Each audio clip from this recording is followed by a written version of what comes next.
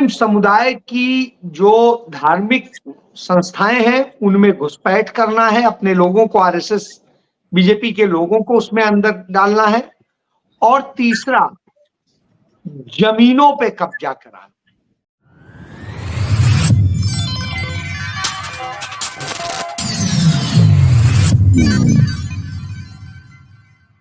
साथियों सलाम, नमस्ते, सत श्री अकाल, जय भीम, जोहार। साथियों, आपने थंबनेल देखा, हेडिंग भी देखी। मैं पहले बता दूं दरअसल वक्फ होता क्या है। दरअसल मुस्लिम समाज में, मुस्लिम सोसाइटी में कुछ लोग वसीयत करते हैं अपनी ज़मीन के बारे में, अपनी जायदाद के बारे में, उसे यानी कि दान कर देते हैं। वो दान करते हैं समाज के लिए, समाज की बेहतरी के लिए, समाज के विकास के लिए, ताकि उसमें कहीं मदरसा बन जाए, कहीं शिक्षक संस्थान बन जाए, कहीं अस्पताल बन जाए, कहीं मस्जिद बन जाए, कहीं कब्रिस्तान बन जाए। और कुछ वक्फ ऐसे होते हैं जो वारिसान, जो कि पुरखे होते हैं, वो अपनी जायदाद, अपनी संपत्ति, अपने मकान, अपने भवन, ऐसा वक्फ, ऐसा दान करते हैं कि जिसका फ़ायदा उनका परिवार उठा सके। अब पहला वाला जो दान होता है, वक्फ होता है, उसका परिवार, समाज उठा सके। और ऐसी ज़मीनें अपने भारत में या भारतीय कंटिनेंट में, भारतीय उपमहाद्वीप में कई लाख एकड़ में फैली हुई है। बांग्लादेश में भी है, पाकिस्तान में भी है और हिंदुस्तान में भी है। और चर्चा हिंदुस्तान में वक्फ किए ज़मीन की इसलिए हो रही है कि एक बिल गवर्नमेंट लाने जा रही है जिस पर कई तरह की आपत्ति है। और कुछ बड़े अच्छे संशोधन होने जा रहे हैं, जिसमें एक अच्छा है कि इसमें महिलाओं को भी रखा जाएगा, अच्छी बात है। लेकिन कुछ बिंदुओं पर, क्या अधिकांश बिंदुओं पर आपत्ति है। और सीधे सीधे आरोप है कि दरअसल सरकार जो है उस जमीन का अधिग्रहण कर उद्योगपतियों को जो बड़े बड़े उनको देना चाहती है। और 2-3 आरोप है कि जिसमें गैर मुस्लिमों को भी उसमें शामिल किया जाएगा उस समिति में।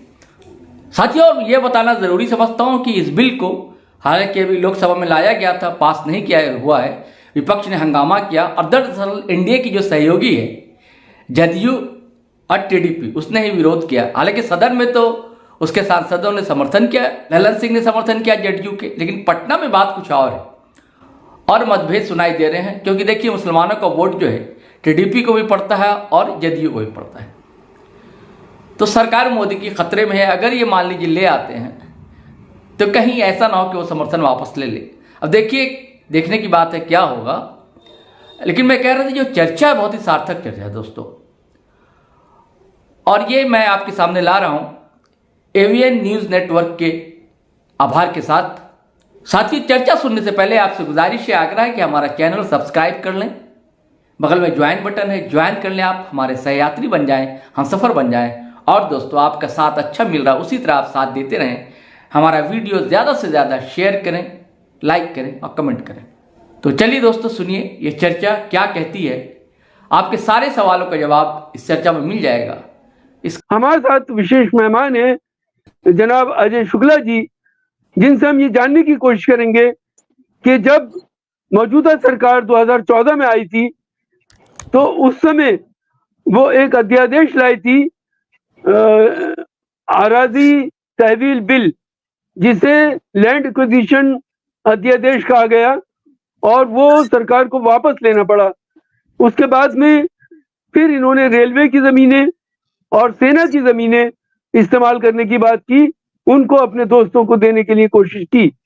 अब वक्फ बोर्ड की जमीनें इनकी नजर में हैं और उसके लिए एक नया अध्यादेश लाए हैं, जिसमें वक्फ के जो 1995 का कानून है, एक्ट है, उसमें 44 इन्होंने तरमीमें की हैं, एडिशन किए हैं और 32 डिलीशन किए हैं।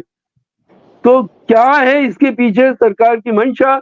अजय शुक्ला जी हमारे साथ वरिष्ठ पत्रकार हैं, सबसे पहले उनसे जान लेते हैं कि क्या है इस सरकार की मंशा। देखिए, सरकार की मंशा 2 है। एक, इसके बूते नफरत पनपाना है। मुस्लिम समुदाय की जो धार्मिक संस्थाएं हैं उनमें घुसपैठ करना है, अपने लोगों को, आरएसएस बीजेपी के लोगों को उसमें अंदर डालना है। और तीसरा, जमीनों पे कब्जा कराना। और जमीनों पे, चूंकि बहुत सारी जगह पे प्राइम लोकेशन की जमीनें हैं, बहुत सारी जगह तमाम सारे लोग उस पे काबिज हैं, और यहां तक कि भारत के सबसे बड़े रईस मुकेश अंबानी का जो घर है वह भी उस वक्त की संपत्ति पे बना हुआ है और उसको लेकर भी मामला चल रहा है और उसको लेकर के कैसे उसे बचाया जाए उसके लिए भी।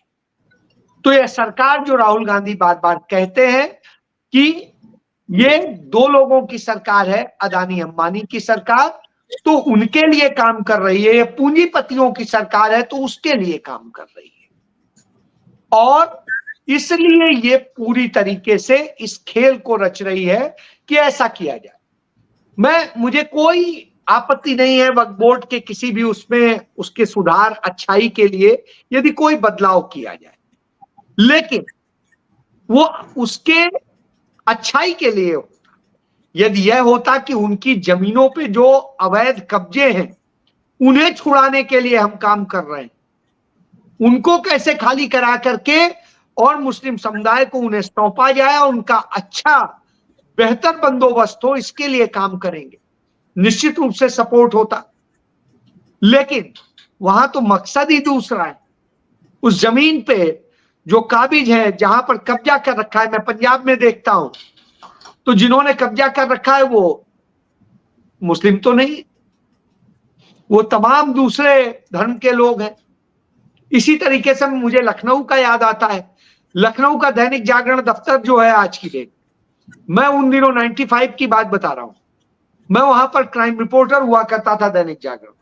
हजरतगंज तब कोतवाली जो होती थी वो बिल्कुल चौराहे के साथ में ही हनुमान मंदिर के बगल में हुआ करती थी, उसके सामने दैनिक जागरण का दफ्तर हुआ करता था भार्गवा स्टेट में। भार्गवा स्टेट उस जमीन को बेचना चाहता था, वहां पर तेज कुमार प्लाजा बना है। अब उसने क्या किया कि वक्त की कुछ जमीन थी, कुछ एक कर्नल साहब की जमीन थी, कर्नल साहब भी वहां नहीं कोई रहते थे, कुछ बना नहीं था, उसको उन्होंने उनके कब्जे में थी तो उसे अपना छीन के वो बेच दिया और वो जमीन जो पूरा बना है आज दफ्तर, वो असल में वक्त की जमीन पे, उसके बगल में तमाम सारे लोग, पीछे जमीन थी बहुत बड़ी, उस पर कब्जा कर लिया तमाम सत्तारूढ़ दल के लोगों ने और दूसरे लोगों ने। और वहां पर बहुत बड़ी जमीन का एक टुकड़ा है जो टाइम्स ऑफ इंडिया और दैनिक जागरण के बिल्कुल साथ वाले चौक के साथ की पूरी जमीन, उसमें जितनी दुकानें, सिर्फ एक मुस्लिम की दुकान शेष, उसमें जितनी मस्जिद से लेके वो दुकानें वो सब हिंदुओं की दुकानें। तो आप समझ सकते हैं इस तरीके से तमाम प्राइम लोकेशंस पे कब्जे हुए हैं और चूंकि मैं निजी तौर पे वाकिफ था, इसका मैंने आपको जिक्र किया। कब्जा करना, अपने लोगों के कब्जे को बरकरार रखना और उसे कैसे परमानेंट किया जाए, इसकी पूरी साजिश है। तो भूमाफियाओं के लिए, अवैध कब्जेदारों के लिए ये लेके आया गया है और उनके लिए किया जा रहा है। रही बात कही जाती है कि सरकार का, तो आज भी सेंट्रल वक्फ बोर्ड का चेयरमैन कौन होता है? सरकार का ही मंत्री होता है। राज्य में कौन होता है? राज्य में भी वही मंत्री होते हैं। तो आप इससे समझ लीजिए, और सारे अपॉइंटमेंट में सरकार की दखल होती है। फिर सरकार ही जब अपॉइंटमेंट करती है, सब कुछ करती है, तो फिर गड़बड़ कौन कर रहा है? यानी सरकार कर रही, और सरकार और ज्यादा करना चाहती है, धर्म में घुसना चाहती है, वो मस्जिदों के अंदर घुसना चाहती है, इसलिए खेल कर रही है और गैर मुस्लिम लोगों को घुसाना चाहती है, जिससे वहां नफरत पनपाई जा सके और अपने आरएसएस के अड्डे मुस्लिम मस्जिदों में और दूसरे स्थानों पर बनाए जा सके, इसलिए खेल किया जाता है। यह इसका मकसद है। हमारे साथ में सुप्रीम कोर्ट के सीनियर एडवोकेट जनाब फिरोज अहमद साहब जुड़ चुके हैं। फिरोज साहब, मैं आपसे इसके टेक्निकल पहलू को समझना चाहता हूं। कहा यह गया कि ट्रांसपेरेंसी लाना है, डिजिटाइज करना है तमाम जो अराजियां हैं 8 लाख के करीब। अब जो डिस्ट्रिक्ट मजिस्ट्रेट है उसको ज्यादा पावर दी गई है। पहले अराजी कमिश्नर होता था जो वक्फ की जमीन का सर्वे करता था, तो सर्वे कमिश्नर होता था और डीएम उसके अंडर होते थे। डीएम नायब सर्वे कमिश्नर होते थे, लेकिन अब उसको खत्म कर दिया गया सर्वे कमिश्नर को और डीएम को पूरी पावर दे दी गई। तो क्या है इसका टेक्निकल पहलू? सभी लोगों को नमस्कार। और मैं अभी अजय शुक्ला साहब को सुन रहा था, बहुत उन्होंने एक शुरुआत की जिस बात से, वो बिल्कुल सटीक है कि इनका केवल एक मकसद है, नफरत फैलाना। और नफरत के साथ साथ इनका यह है कि इसको लूट को लीगलाइज करना, इसको किसी तरह से जो वक्फ की प्रॉपर्टी है, जो लोग उसमें बैठे हैं, उनको बजाय उसको खाली कराने का, उसको लीगलाइज करके उनको मालिक बनाने का। और वो लोग कौन है ये सभी जानते हैं। जो 44 अमेंडमेंट्स और 32 डिलीशन है, ये अपने आप में एक बताता है कि ये लोग चाहते क्या हैं। देखिए, ये अल्टीमेटली अगर आप बहुत गहराई में जाएंगे, अजय शुक्ला साहब भी अगर इस पे गौर करके देखेंगे, तो एक्चुअली ये देखते हैं कि मुस्लिम कम्युनिटी का पेशेंस टेस्ट कर रहे हैं ये, कि अल्टीमेटली इनको ऐसा प्रोवोक करो, ऐसा इतना प्रोवोक कर दो कि ये रोड पे आ जाए। और रोड पे आ जाए तो हम कहेंगे साहब ये वायलेंट हो गए, फिर गोली चले, फिर पोलराइजेशन हो, और फिर अल्टीमेटली जो है ना एक कदम में खिताब दे दें। तो ये एक बहुत बड़ा साजिश है, और इसके तहत जो है इस तरह का बिल्कुल पोलराइजेशन की नीयत से ये काम कर रहे हैं। Amendment for the sake of development and for the sake of improvement अगर होता तो जग जाहिर होता। क्या ऐसी वजह है कि अल्टीमेटली ज्वाइंट पार्लियामेंट्री कमेटी को इसको रेफर कर दिया गया? अगर साफ होता, नीयत साफ होती, अमेंडमेंट साफ होता, तो बिल्कुल ये आपको पास हो जाता। लेकिन ये ज्वाइंट पार्लियामेंट्री कमेटी को दी गई है, ये भी एक तरह से पता नहीं आगे चल के क्या करेंगे, खाना पूर्ति कर करके उसको क्या कर, लेकिन बिल्कुल साफ है कि ये माइनॉरिटीज स्पेशली मुस्लिम कम्युनिटी के पेशेंस को टेस्ट कर रहे हैं, और अल्टीमेटली उनको इस तरह से बिल्कुल बैक टू वॉल पुश कर करके उनको चाहते हैं कि वो स्ट्रीट पे आए, वो प्रदर्शन करें, उसमें कुछ हम लोगों को घुसपैठियों को अंदर करें, वायलेंस हो, गोली चले, कुछ लोग मारे जाएं। और इस तरह की काम में लगता है सरकार का बिल्कुल ऐसा लगता है कि जो लोग बैठे हैं वो इस तरह का कहीं ना कहीं इनका नियत है। लेकिन मैं लोगों से कहूंगा कि पेशेंस के साथ काम लें, बिल्कुल उससे घबराने की बात नहीं है।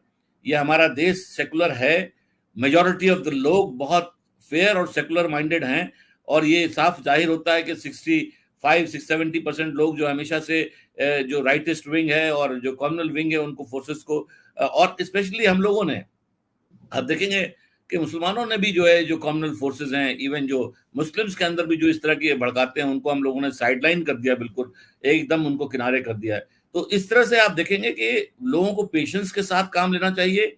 आज नहीं तो कल फिर से एक अच्छी सरकार आएगी, फिर से एक अच्छा गवर्नमेंट आएगा जो उस चीज को, ये भी जानते हैं, ये अच्छी तरह जानते हैं कि आज जैसे मैंने अमेंडमेंट किया, हो सकता है 5 साल बाद, 10 साल के बाद फिर अमेंडमेंट हो जाए। लेकिन आज हमारा जो मकसद है पोलराइजेशन का, आज हमारा मकसद है जो भड़काने का, आज हमारा मकसद है जो बेसिकली आप अगर आप सही मानों में देखा जाए तो इनकी जितनी फेलियर है, चाहे इंटरनेशनल बाउंड्री पे, चाहे इकोनॉमिक कंडीशन पे, चाहे बेरोजगारी पे, चाहे आपको डॉलर की बढ़ती हुई आप देख रहे हैं जो उसका डिफरेंसेस है उसका, ये सब फेलियर को दबाने के लिए इनका एक रास्ता है कि बस हर मुद्दे को ला करके हिंदू मुसलमान कर दो।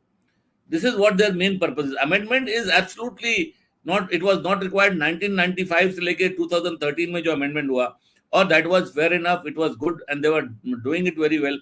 आज के डेट में अगर आप देखेंगे वक्फ की प्रॉपर्टी जो है, जैसा कि अभी शुक्ला साहब ने भी कहा कि अम्बानी साहब के उधर बैठे हुए हैं, तो आखिर बजाय उसको हटाने का, उसको और सॉलिडिफाई करने की कोशिश कर रहे हैं कि उसको किस तरह से। और अल्टीमेटली आपने देखा जो फार्मर्स लोग एजिटेशन कर रहे थे, उनकी जमीन खतरे में थी, उनके जमीन को भी लोग चाहते थे कि जो है ये बड़े बड़े बिजनेसमैन उसको ले लें।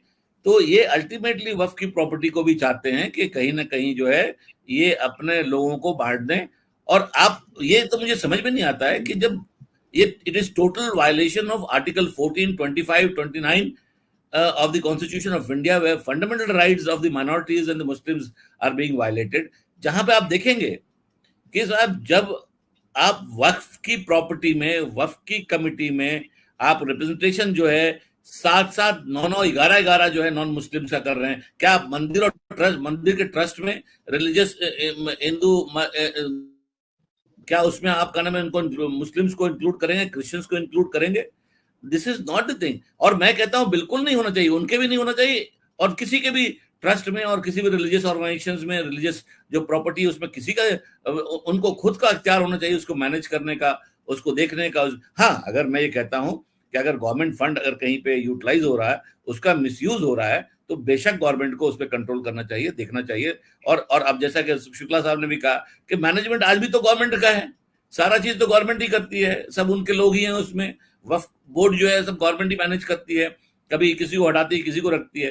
तो ये सारी चीजें को आप अल्टीमेटली देखेंगे तो ये सारे जो है इतने इतने लोगों को उसके अंदर इंक्लूड करना, नॉन मुस्लिम्स को क्या माने रखता है अल्टीमेटली। कहीं और आप किसी रिलीजियस ट्रस्ट में तो नहीं किसी को ले जा रहे हैं, डीएम को आप पावर दे रहे हैं, डीएम आपका आदमी है, डीएम को आप जो चाहेंगे वही डीएम से कराएंगे। आई मीन ये this is absolutely absurd.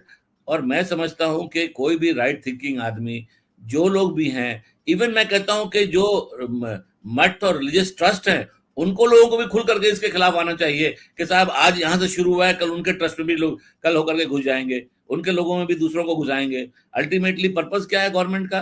Religious organisations को डिस्टर्ब करना, रिलीजियस जो एस्टैब्लिशमेंट है उसको डिस्टेबलाइज करना, और इनके जो मैनेजमेंट है प्रॉपर्टीज का, उसको अल्टीमेटली प्रॉपर्टीज को बड़े लोगों को हवाले करना, ये बहुत बड़ा। और अल्टीमेटली जो है कर करके इकोनॉमिक कंडीशन इनका है, जो वक्फ की प्रॉपर्टी जिस मकसद से है, तो वो तो पूरा ऑब्जेक्टिव डिफीट हो जाएगा। जब आपके पास प्रॉपर्टी नहीं रहेगी तो आप कर नहीं सकते हैं कोई एजुकेशन में या डेवलपमेंट में या वुमेन्स अपलिफ्टमेंट में या एजुकेशन में, स्कॉलरशिप में, ये जो वक्फ की प्रॉपर्टी के यूटिलाइजेशन का जो कॉन्सेप्ट है, ये सब खत्म हो जाएगा।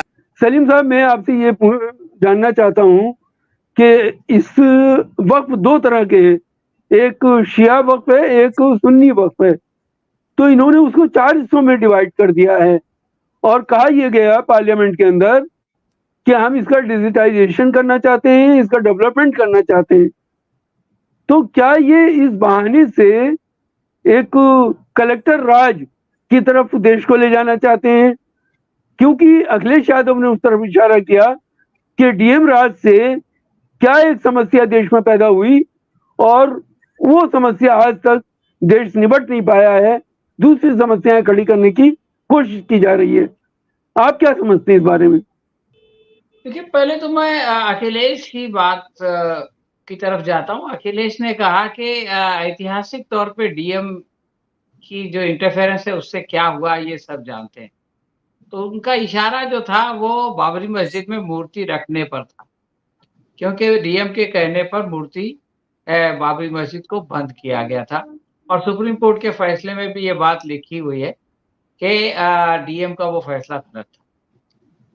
अब सवाल ये है कि ये तो चले थे जमीनों पे कब्जा करने के लिए, जैसा कि अभी बताया गया, और ये इस मामले में बाबरी मस्जिद जो है वो डिस्कशन में आ गई, अयोध्या का मंदिर डिस्कशन में आ गया। ये कहा गया कि क्या आप अयोध्या, केसी वेणुगोपाल ने कहा कि आप अयोध्या के मंदिर में क्या किसी मुसलमान को ट्रस्टी लेंगे? हेड बनाना तो दूर की बात है। तो अब आप ये देखिए कि इनका मसला ये हुआ, ये चाहते थे कि अभी जो 3 राज्यों में चुनाव आ रहे हैं, महाराष्ट्र है, हरियाणा है।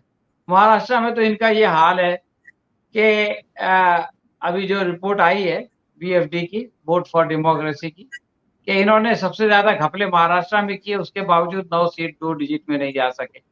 हरियाणा में 10 में से 5 हार गए। छत्तीसगढ़ में, झारखंड में इन्होंने वो जो मुख्यमंत्री है उसको जेल में डाल के लोगों को अपने खिलाफ कर लिया। अब इनके सारे मामला तो फेल है। 100 ये लोग सिटी बनाना चाहते थे, स्मार्ट सिटी, तो पता दिल्ली में जो है वो आईएएस के बच्चे जो है वो डूब के मर रहे हैं। तो अब इनको अपनी जो इनके अंधे भक्त हैं उनको दिखाने के लिए कुछ चाहिए कि हमने कुछ किया। क्या किया? मुसलमानों को टाइट कर दिया, मुसलमानों की वक्फ जमीन पे अपना कंट्रोल ले लिया, तो इसलिए आप हमको वोट दो। तो ये इनका एक पॉलिटिकल एजेंडा है। और इससे पहले भी कभी 3 तलाक का शोषा छोड़ दिया, 370 का 5 साल पहले जो है शोषा छोड़ा था। 5 साल हो गए ना आतंकवाद खत्म हुआ ना इलेक्शन हुआ। तो ये शोषे छोड़ते रहते हैं और इसमें कामयाबी नहीं मिलती। लेकिन एक बात मैं कहना चाहता हूँ कि टीडीपी ने जिस तरह से सरकार को घुटने टेकने पे मजबूर किया और वो ये मामला जेपीसी में गया है, अब जेपीसी के अंदर अपोजिशन भी रहेगी, टीडीपी भी रहेगी, और टीडीपी जो है वो जेपीसी के अंदर बीजेपी के साथ काम नहीं करेगी, इसलिए कि आइडियोलॉजिकली इस इश्यू पर इंडिया और टीडीपी और एलजेपी और जनसेना ये सारे लोग एक साथ हैं। तो अब ये है कि सरकार में जो टीडीपी इनके साथ है, जेपीसी में वो इंडिया के साथ होगी, और ये मामला हमेशा के लिए ठंडे बस्ते में चला गया है। और सरकार को इससे पहले भी एक आध बार इन्होंने घुटने टेके थे, लेकिन मुस्लिम इश्यूज पर ये बहुत अकड़ते थे। अब इस इश्यू पर भी इनको घुटने टेकने पड़ गए। अगर इनके अंदर हिम्मत है तो मुस्लिम रिजर्वेशन भी खत्म कराएं, तो टीडीपी इनको जो है वो टाटा बाय बाय कर दे। मैं शुक्ला जी आपसे ये समझना चाहता हूँ कि जो वक्फ का पूरा इशू जिस समय क्रिएट किया गया, जैसे सलीम साहब ने कहा कि 3 स्टेट के इलेक्शन को सामने रख करके ये इसको पोलराइज करने के लिए लाना चाहते थे, लेकिन इसमें ये कितने कामयाब हुए और क्या ये इशू आगे बढ़ेगा? मुझे लगता है कि अब हिंदुस्तान का, मैं इसलिए पिछलों को कह रहा हूं क्योंकि तमाम उस वक्त में लोग भड़क जाते थे। अब इतना मूर्ख नहीं है कोई, वो जानता है, जैसा कि कहा हम अहमद साहब ने, कि वो चाहते हैं कि आप भड़क के सड़क पर आओ, आप बस आओ, उन्हें बहाना मिले, उसके बाद तो आपको देशद्रोही से लेके सब कुछ वो कहने में कहीं कोई गुरेज करते नहीं, पाकिस्तानी से लेके जाने क्या क्या आप कह देते हैं। तो आप इससे समझ सकते हैं वो यही साजिश रचते हैं, और कई बार हम साजिश का शिकार हो जाते हैं। लेकिन इस बात में बहुत अच्छा देख रहा हूं, मुस्लिम समुदाय कहीं ये इस पर सवाल नहीं उठा और कहीं वो नहीं कर रहा है। अब वो जानता है लड़ाई कहां लड़नी। भाई आप एक चीज देखिए, वकील साहब बैठे हैं, बताएंगे, कागज का पेट कागज से ही बढ़ता है। तो अब आप जब जाते हैं अदालत में या आप जाते हैं किसी उस पर, तो आपको उसका जवाब उसी चीज से देना होता है। इस लड़ने से कोई फायदा ही नहीं, हम वही जवाब देंगे, ठोक के देंगे। संसद में अब जिस तरीके से हुआ, सारे दलों ने जिस तरह से उठाया, कांग्रेस पार्टी के जो संगठन के सबसे बड़े महासचिव हैं, केसी वेणुगोपाल रहे हो, गौरव गोगिया रहे हो, या इमरान रहे हो, मसूद साहब रहे हो, या और दूसरे सांसद रहे हो, सपा से रहे हो, उसके अलावा यदि आप देखेंगे तो चाहे एनसीपी हो, चाहे और दूसरे दल हो, जो है डीएमके हो, सबने जिस तरह से स्टैंड लिया, बड़ी बात थी। मुश्किल होता है, सरकार को मजबूरन इसे जेपीसी को देना पड़ा। हालांकि उन्होंने जेपीसी में कमेटी बनाते वक्त बहुत सारे खेल किए। 60% उन्होंने उन कम्युनिटीज के लोग रखे हैं, वो लोग रखे हैं कि जिनका कोई मतलब नहीं। राज्यसभा की जो कमेटी बनाई उसमें एक भी महिला नहीं है, और कहते हैं वक्फ बोर्ड में महिला रखेंगे, तो महिला रखिए ना, किसने मना किया। लेकिन आप जो करना चाहते हैं वो दूसरे ढंग से, आप इसे नफरत की तरह से प्रस्तुत करना चाहते हैं, आप करना चाहते। यदि आप यही करिए, एक काम करिए, तिरुपति बालाजी का जो ट्रस्ट है उसमें 2 सदस्य मुस्लिम आप रख दीजिए। इसी तरीके से 2 सदस्य आप राम मंदिर के ट्रस्ट में रख दीजिए मुस्लिम। इसी तरीके से काशी विश्वनाथ का हो, कोई और हो, जो सरकारी वाले ट्रस्ट उनमें आप रखिए। फिर आप आकर के वक्फ बोर्ड में 2 नहीं 3 सदस्य रख दीजिएगा अदर समुदाय से। लेकिन ये नहीं, असल में मकसद ही एकमात्र है कि भड़काओ, नफरत फैलाओ, उसके बाद में आप जब बोलो कुछ तो उसे किस तरह से प्रस्तुत किया जाए, जमीनों को हड़पो। मैं एक चीज देखता हूं, मैं चंडीगढ़ में ही देखता हूं, मैं 29 सेक्टर से चलता हूं और 17 सेक्टर तक आता हूं, जितने भवन बने हुए, सारे भवनों में, सारे मंदिरों पे कब्जा देखिए जाके, सब आरएसएस वालों ने कर रखा, सब में। और ये आज के अलॉटेड नहीं है, नेहरू के समय में, इंदिरा जी के समय में अलॉट हुए थे, लेकिन धीरे धीरे धीरे इन्होंने सब जगह की कमेटियों में कब्जा कर लिया और वो बहुत बड़ी उस स्थिति में आ गए। तो यह है, तो ये असल में संपत्तियों पे कब्जा करते हैं, ये ऐसी जगह कब्जा करते हैं जहां धर्म की जगह पे बैठ के वहां से नफरत पनपाई जाए, वहां पे खेल किया जाए, वहां फूट डाली जाए और तमाम खेल किए। उसी खेल के लिए उन्होंने वक्फ बोर्ड में कोशिश की है।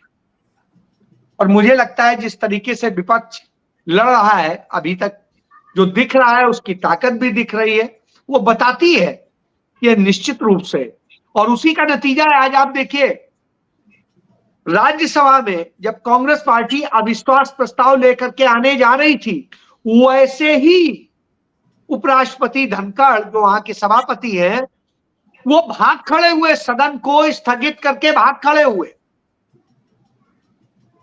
अब आप इससे समझ सकते हैं कि कैसे खेल करते हैं। तो ये डरपोक लोग हैं, इनको डर लगता है। आप देखिए ना, राहुल गांधी जब से संसद में नेता प्रतिपक्ष बन के बैठने लगे तो हालत क्या हुई।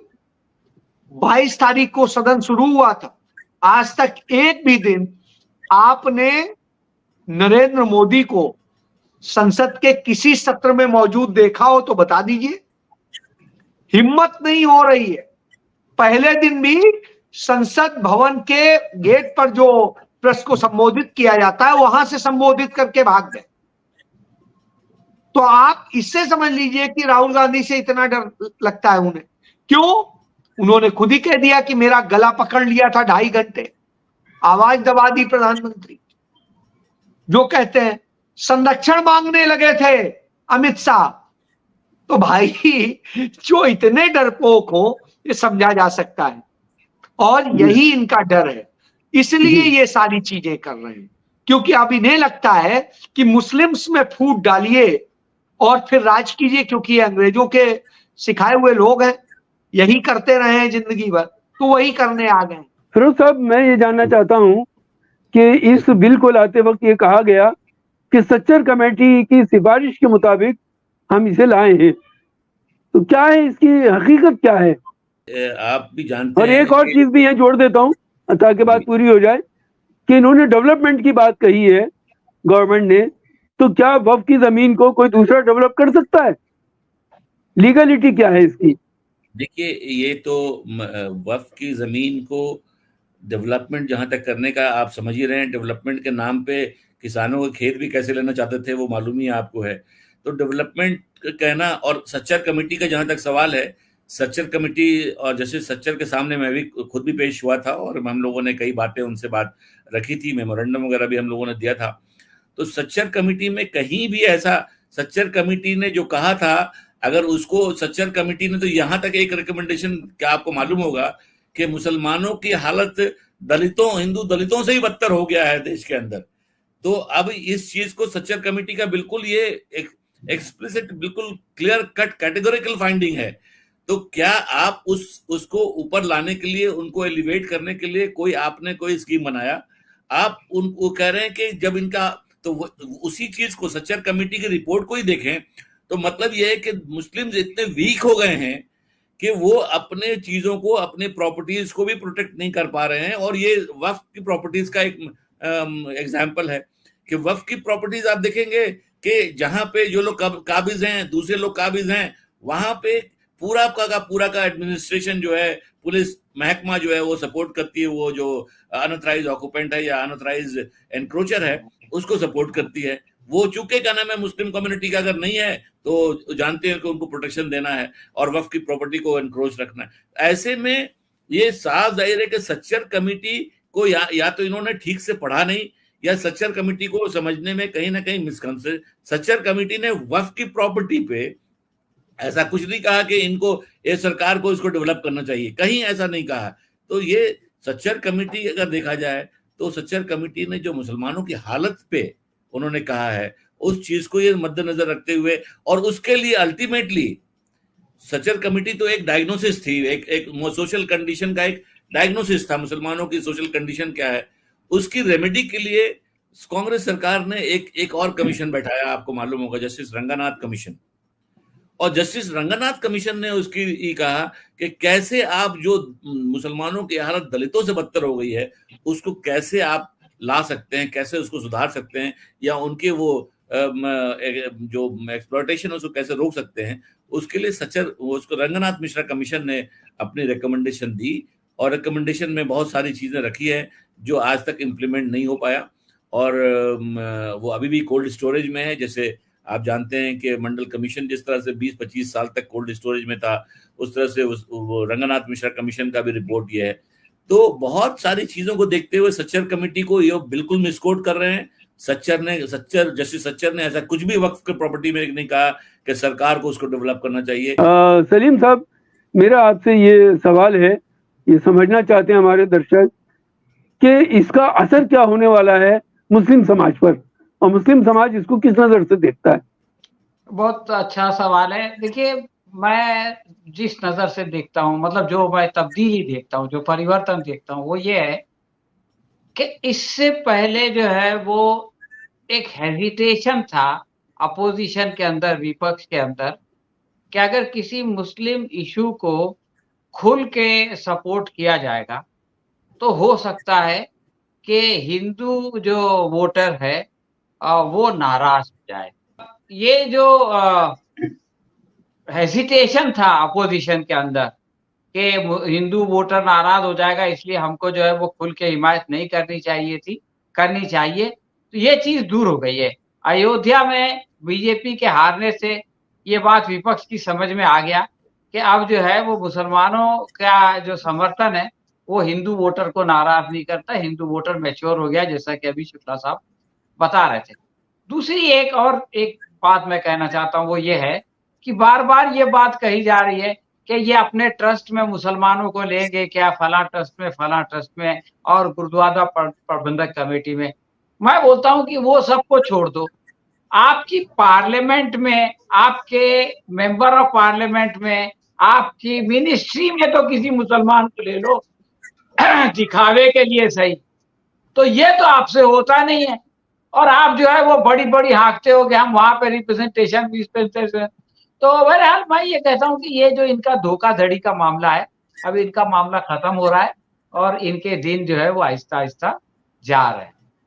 मैं इस पर टिप्पणी चाहता हूँ कि काशी कॉरिडोर में और राम मंदिर के मामले में जमीनों की जिस तरह खरीदो फरोख्त हुई, उसने पूरी तरह ये साबित कर दिया है, और जिस तरह रेलवे की जमीनों को दिया गया, सेना की जमीनों पे इनका ध्यान है, ये साबित कर दिया कि ये पूरा का पूरा जमीनों का कारोबार सरकार के जरिए करने की कोशिश की जा रही है। आपकी आखिरी टिप्पणी। कुछ सही है। आप देखिए, में अयोध्या की सारी जमीन कुछ गुजरातियों के हाथ में है, कुछ और लोगों के हाथ में, कुछ उद्योगपतियों के हाथ में, और सेना, हमने देखा रामदेव के पास में दे दी गई अदानी को, दे दी गई रविशंकर को।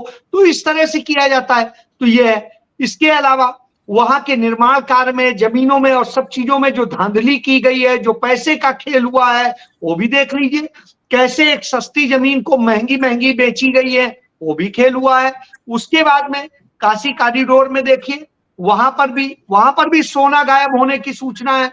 और जो शंकराचार्य जी हैं, उन्होंने इस मुद्दे को उठाया था, और इसमें हुआ तमाम जो है वहां पर शिवलिंग और दूसरे मंदिर के विग्रह तोड़े गए हैं, जो कॉरिडोर बनाने के लिए उसे पर्यटन स्थल बना दिया है, धार्मिक स्थल की बजाय। तो इस तरह से किया गया है। इसके बाद में यदि आप देख लिए, महाकाल लोक में जो उज्जैन में बनाया है, जो इस समय वहां मुख्यमंत्री है, क्या नाम है, यादव, उसने खुद धांधली करी हुई है, उसके खिलाफ खुद आरोप है, आप गूगल कर लीजिए। तो ये असल में जमीनें लूटते हैं, पैसा लूटते हैं। केदारनाथ का सोना लूटा, खजाना वहां का जो पुरी का इन्होंने खोला ताले, वहां से गायब हो गया। तो ये सारी चीजें सामने आ रही। ये पैसे के लिए ये काम करते हैं, जो जमीनों के लिए। और इसके हमें याद है, हमारे बचपन में अपने बाबा लोगों से सुना करता था कि ये बनियों की पार्टी है, ये प्रॉपर्टी के लिए, पैसों के लिए और इसके लिए काम करती है। आज देख रहा हूं वही हो रहा है। बनिया का मतलब जात इससे नहीं होता है, व्यवसाय से होता है। तो असल में ये धंधेबाज लोगों की पार्टी है और ये वही करते हैं, ये इसी के लिए ये सारे गेम करते हैं। तो यह जान लीजिए। साथियों, सार्थक विमर्श था और आपको लगा होगा, और हम शुक्रगुजार हैं, आभारी हैं एवीएन न्यूज़ नेटवर्क के, जिससे हमें ये चर्चा हासिल हुई। अब इजाज़त दीजिए। जय हिंद, जय भारत। और आप अगर फेसबुक पर देख रहे हैं तो फॉलो कर लें हमारा पेज, और अगर आप यूट्यूब चैनल देख रहे हैं हमारा, सब्सक्राइब कर लें और बेल आइकन दबाना हरगिज़ ना भूलें। धन्यवाद, शुक्रिया।